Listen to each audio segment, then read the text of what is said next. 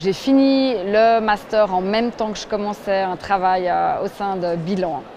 Et puis maintenant, ça fait 7 ans que je travaille pour eux, que je m'occupe beaucoup de portraits d'entrepreneurs, des gens qui lancent leur entreprise, les startups, etc. Aujourd'hui, je travaille à la Michelangelo Foundation et je m'occupe de la communication digitale, donc c'est-à-dire la gestion des réseaux sociaux, la gestion du site web via la coordination d'une agence et également en fait, de tout ce qui est photothèque, donc de la gestion des images et de leur distribution. Je suis attachée de presse au CERN. Concrètement, je fais des visites aux journalistes qui viennent visiter le CERN. Je produis aussi des contenus pour eux. On produit des communiqués de presse, des tweets.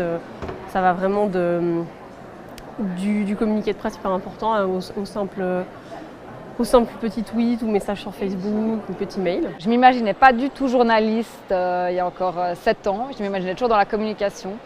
Et quand j'ai commencé chez Bilan, moi j'imaginais en fait plutôt m'occuper de la com ou du marketing. Et le premier jour, il m'a dit bon bah va interviewer tel vigneron. Et puis vu que j'étais toujours passionnée de vin, etc., je me suis dit bon bah c'est génial.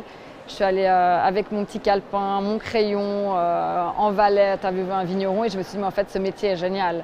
J'ai fait un stage à l'État de Genève, j'ai fait un stage dans un festival de musique qui s'appelle La Supérette. C'était pas forcément très en lien avec ce que je fais maintenant, mais ça m'a quand même permis de me recentrer et de savoir justement qu'est-ce que j'avais envie de faire plus tard.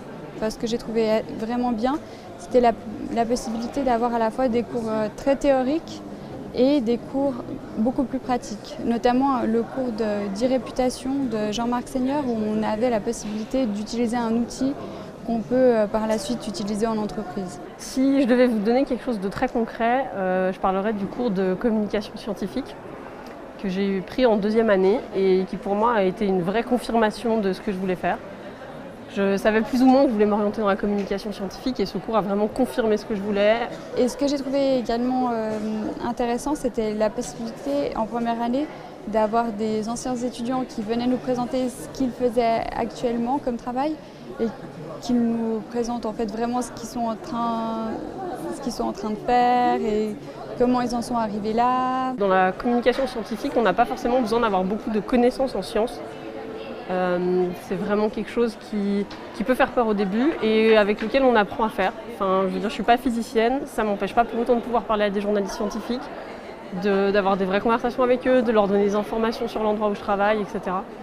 Ce qui, à mon avis, est très important dans le monde de la communication, c'est de savoir s'adapter et de ne pas avoir peur de faire face à de nouvelles situations. C'est un métier que, on va dire, j'ai commencé sur le tard, qui est passionnant et que je recommande vivement à tous ceux qui font soit un master en journalisme, soit qui un jour seraient tentés par cette aventure de journaliste.